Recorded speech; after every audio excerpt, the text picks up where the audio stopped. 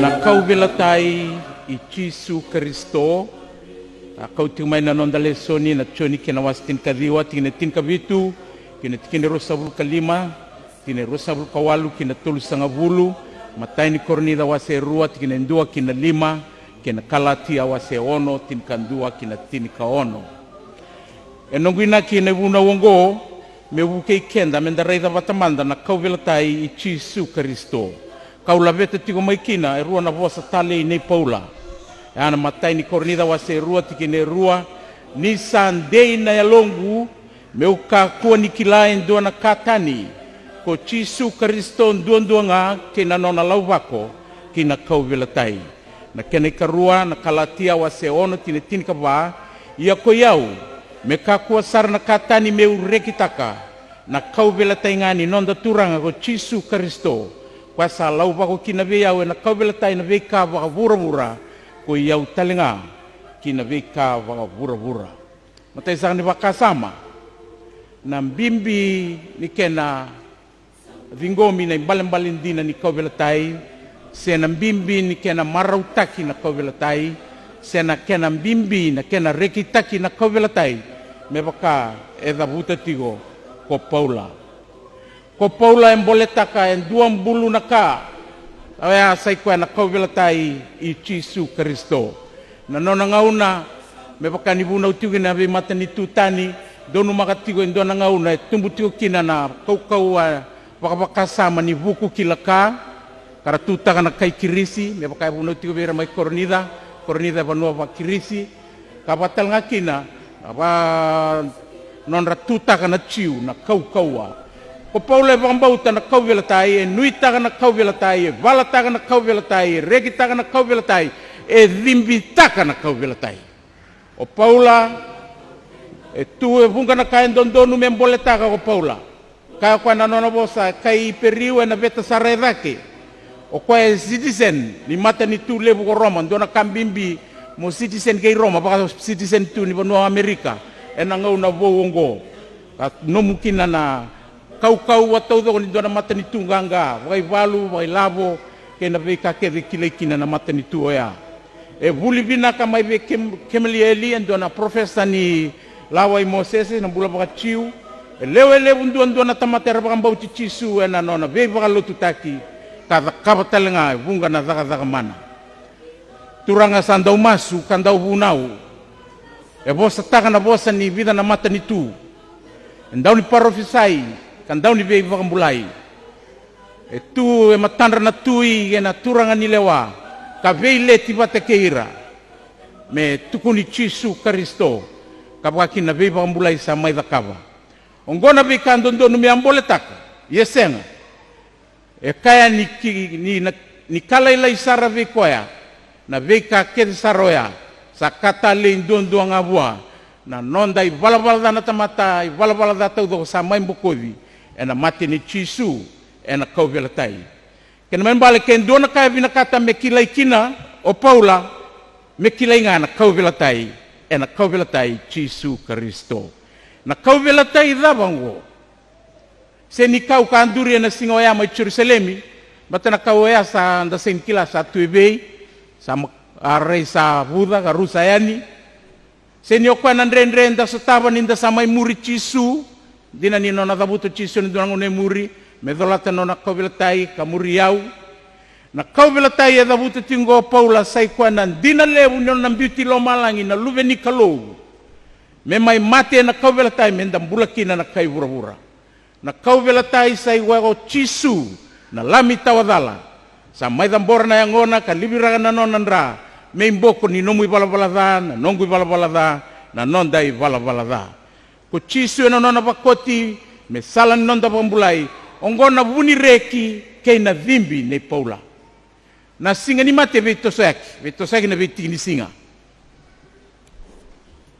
vatal ngakina na be bakasama membaleta erambulie so ere burabura membaleta na kauvelatai ia nandina ni singi rawa ni besa ubandua sai Jisu Kristo na luve ni kalau kwa ka mate na kauvelatai ndaru bakambulai na tamatei valvalada na mate nei Chisu menda vambulai kina e ruma na mbula nei Paula e mokuta na elona e vesuka no na vakasama e ado kina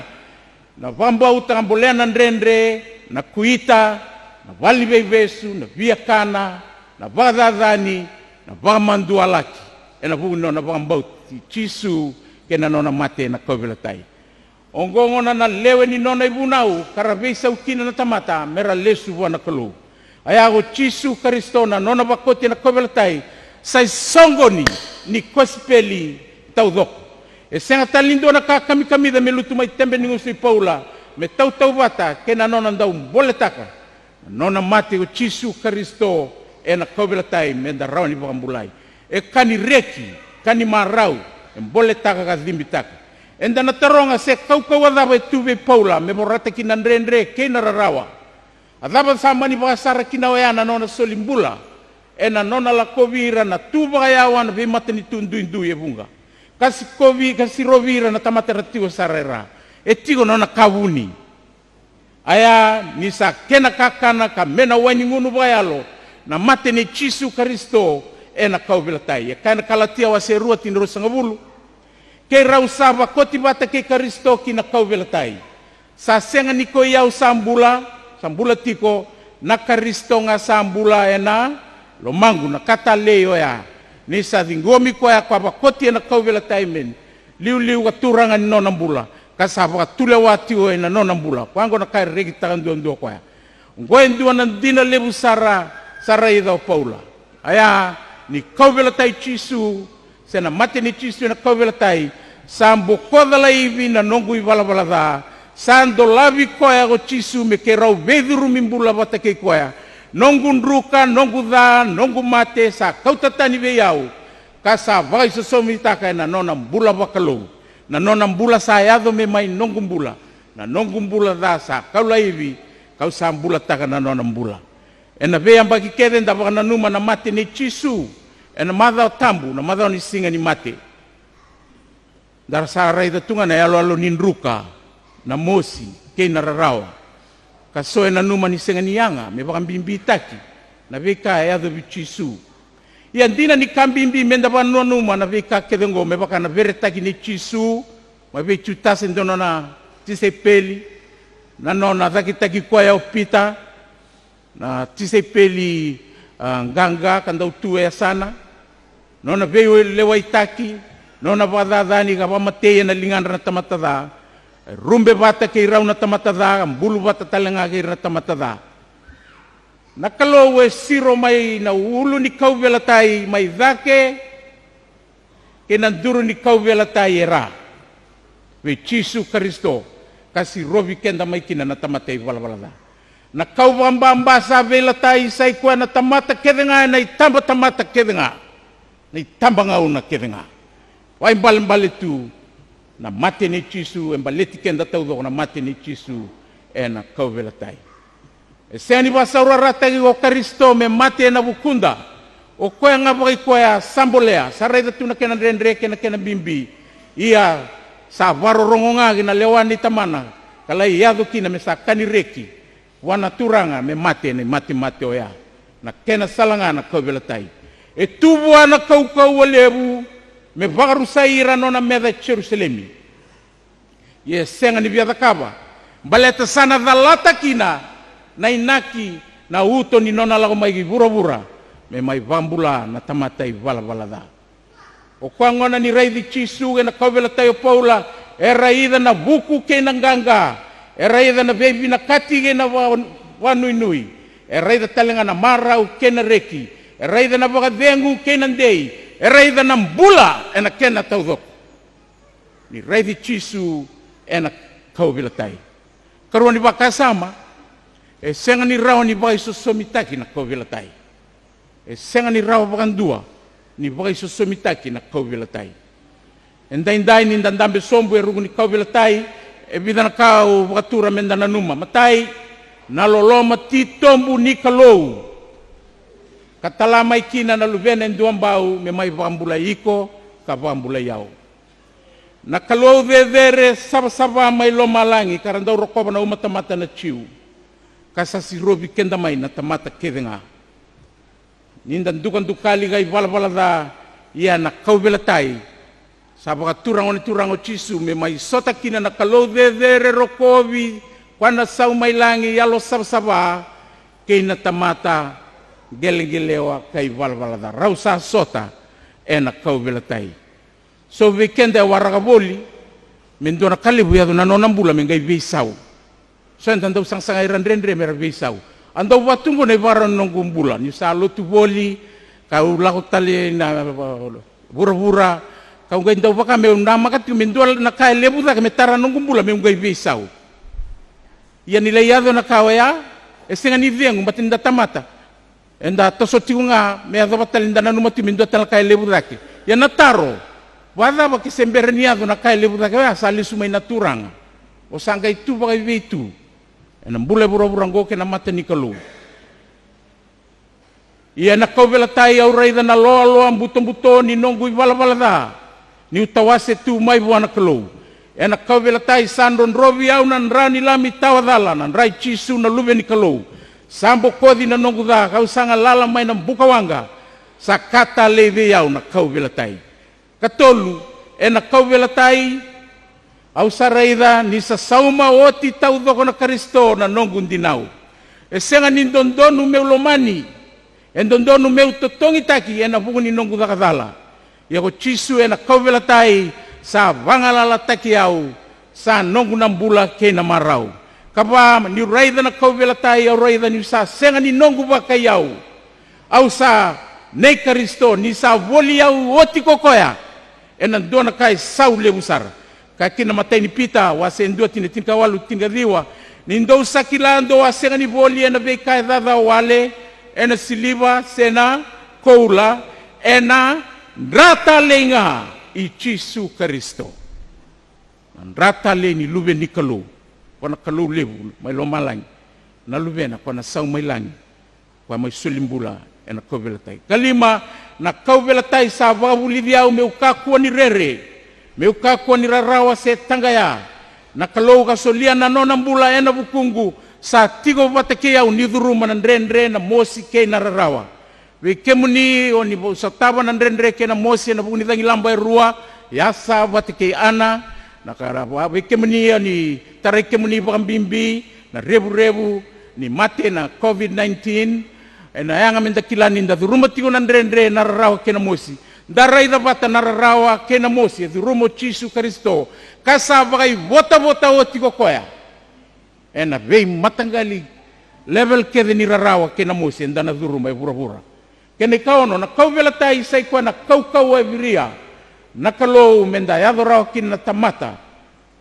menda rawata na mbula tawa mundo sa daga taka oti taudoko sa daga oti taudoko ko Chisu na nonda vambulai ena bukunda samai duruma sa bolea me sotava na ndrendre au sa tal no tau tikendo na ngau na niulai daga vembulu ne kadiwa o reda ni reto sa oti mai no reto vembulu na dorbo sa luva na sote o sa reda ni sa bolai tiko nanda kuni dorbo ndo na dorbo because of you I suffer yang gue biakati ombea kwa bino na ngonelewa ya saraga na bosa volai tena kauvelatai ngo because of you I suffer seni sapa pa Italia gona sapa mbaleti kenda kedena hura ya sadada oti tau dora na kalau na nonda pambulai sabonga o kendaro katolu ni bakasama menda taura na mbale tale ni kauvelatai ngo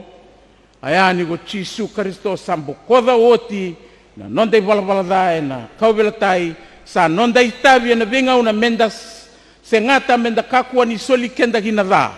menda sa maroro na viva ambulai sa sulia vikenda na kalu ena vuni lubena ka mate na kauvelatai menda borata na da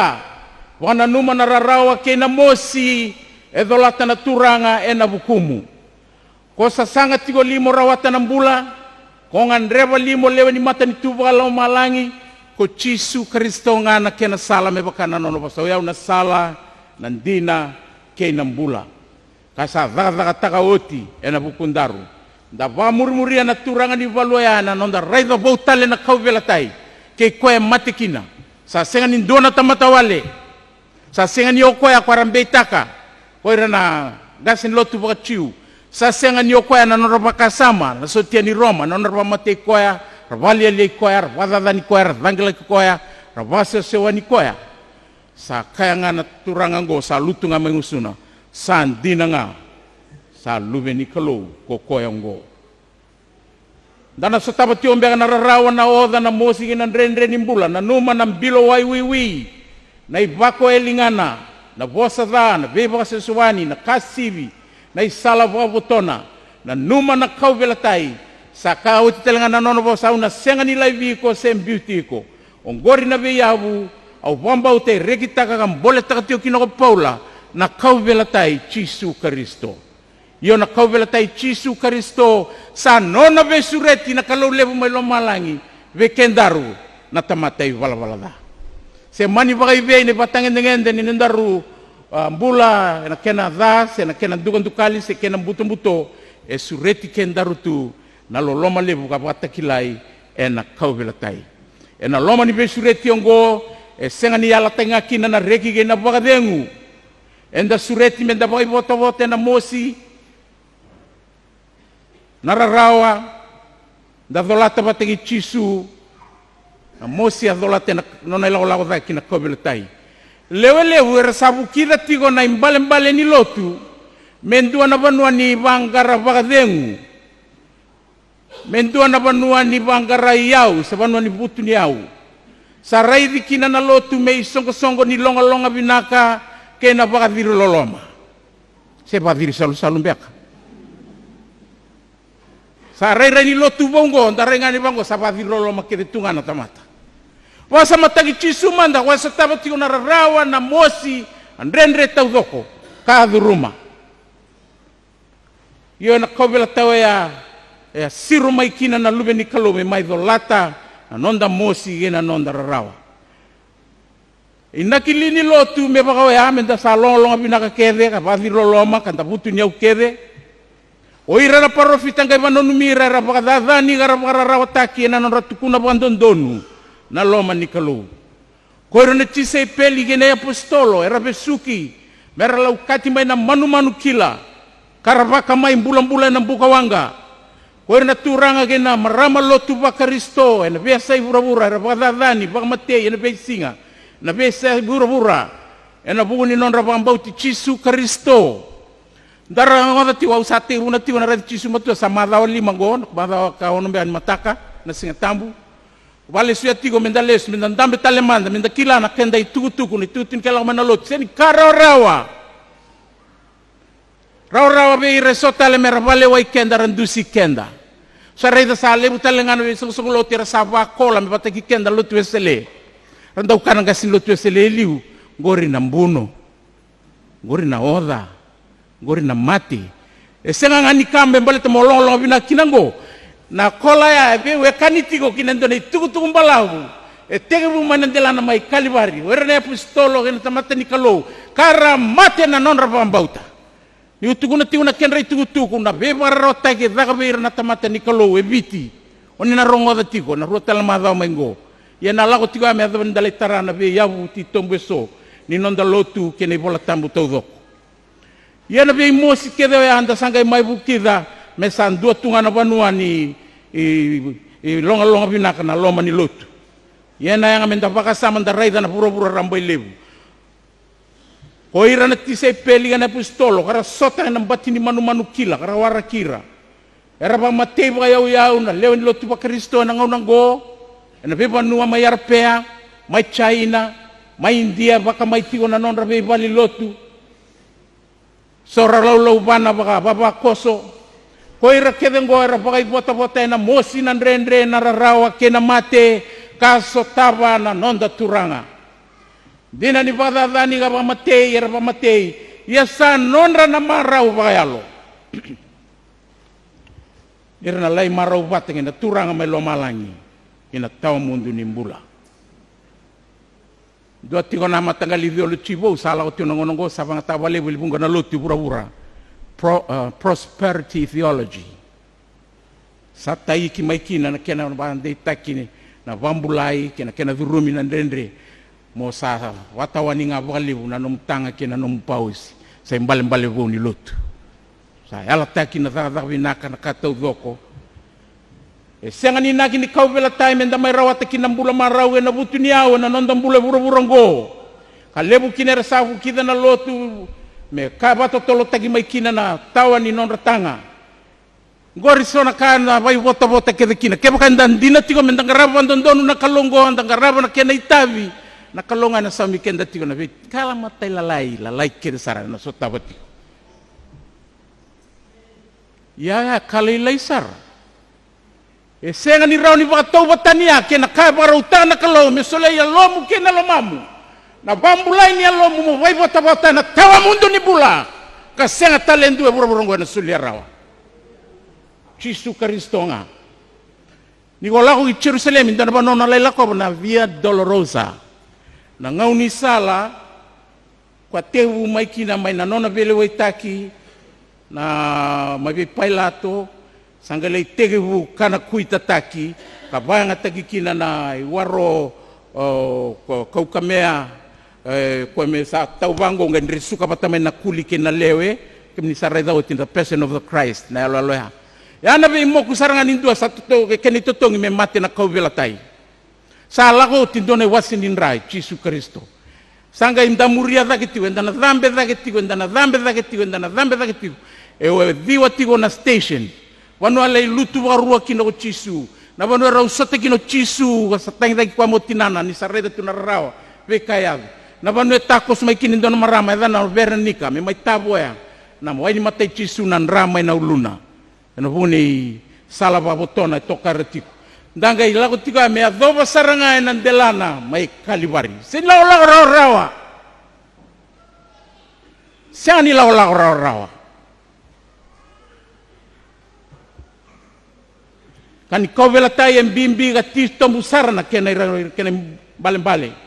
ena ko vela tay so tabo kino chisu na vagadani vagarawa tay na mate kai nakin 20 ni kau vela tai sa kwano na siro mata mai na kalou ena lubena ko Yesu Kristo me mai bokoda non daru bala ka solia veken daru na bula nona na kalou bataki kwaya daru dala ta na were se kwano bula to mundo oya na vutunia undina. That's true wealth, the real wealth sautundina bula maraung dina na baka vingun dina ka tau mundo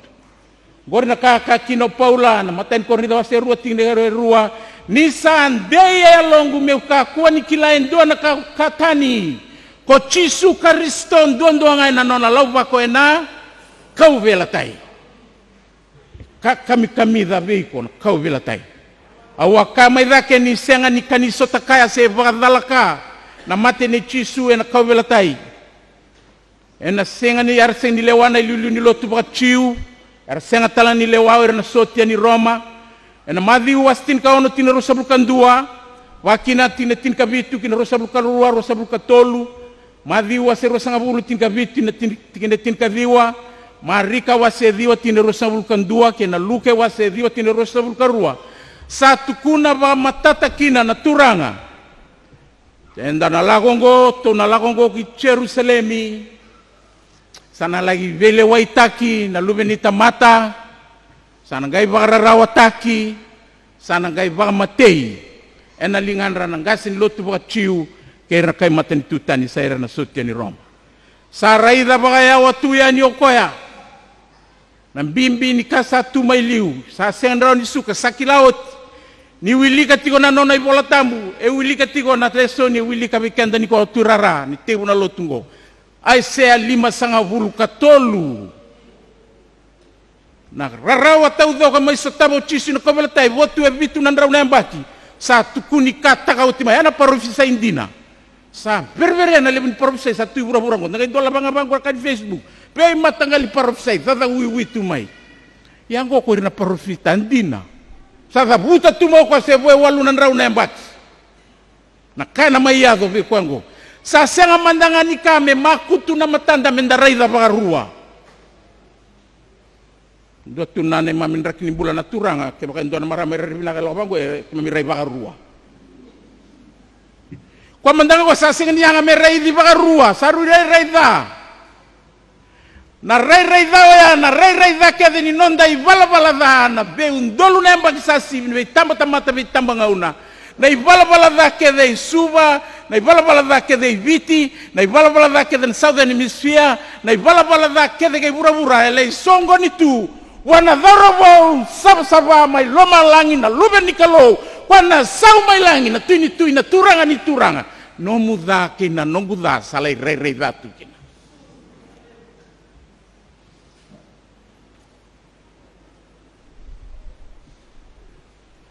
Kwa na buna ala ko mai kina. Ngai suduti ko mai pedelia ma sa anturitu na kau belatai. Sa ngalunga ka boleh me mate na kau belatai na loloma ti tombu sa tua. Sa ngunga na melona mombulau iko me umbulau yau. Na loloma solimbula ka zaki teki kwa sacrificial love. Kwa kau choni tin kalima tin katolu sa senga no na loloma indona tamata me wosibi dake na kaungo me soliana no na mbula na bukunrana wekana. Na kau belatai chisu sa lewa oti menduri ni oti ngano roi bala na bunda mai na wero iteni. Wate wase tolu. Ni rau sa bala da wa tama ke ibi rau sa ba sebi mai na weres mer rau ba sebi. Ni bala da sa tau ba na matai ni tamata atama. Tarai kenda kere tu mai na vida na undolu. Na yang baki sa uti won vida na rau na century sa sibi.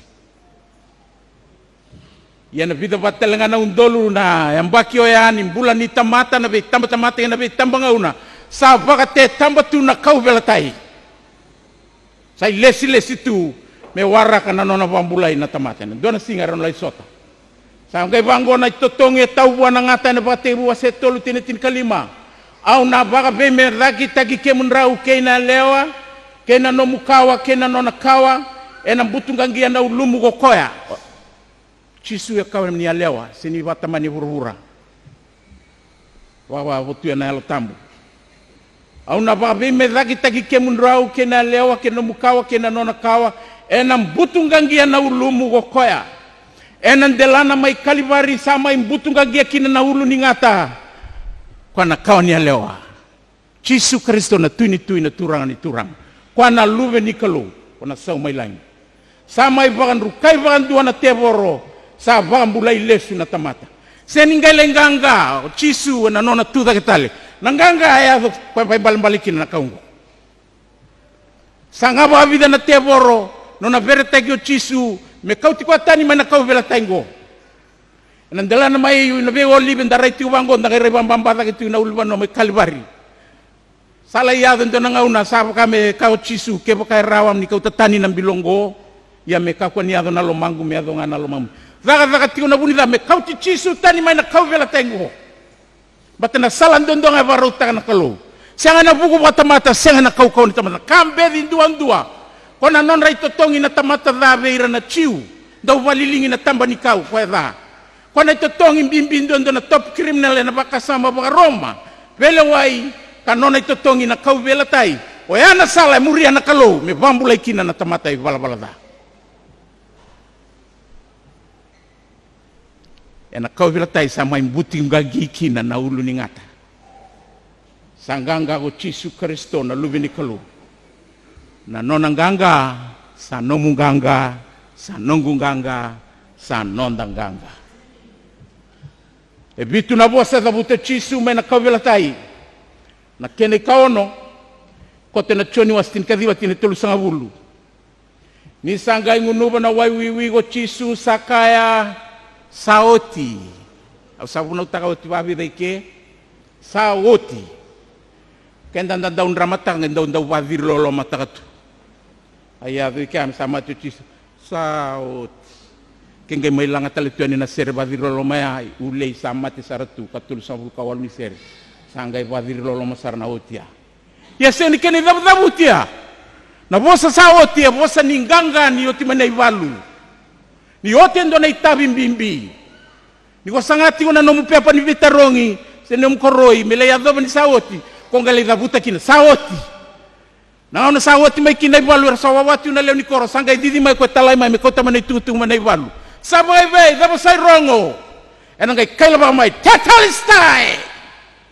Mission accomplished. It is finished. Have done it. Manibatibu wase tolu. Mefa maingo. Au sa vanduka, au sa butunga ngiyana, ulo ningata. Sa nonda nanganga. Na ipalu kede. Etigo na D-Day, etigo na V-Day. Na D-Day, sandau di sa itegrawan ikina, isa nonda nanganga. Dona kayado, da sataraki na nanganga. Na V-Day, kwenta sangay tauraki nanganga. Sangay waraki tingo na celebration.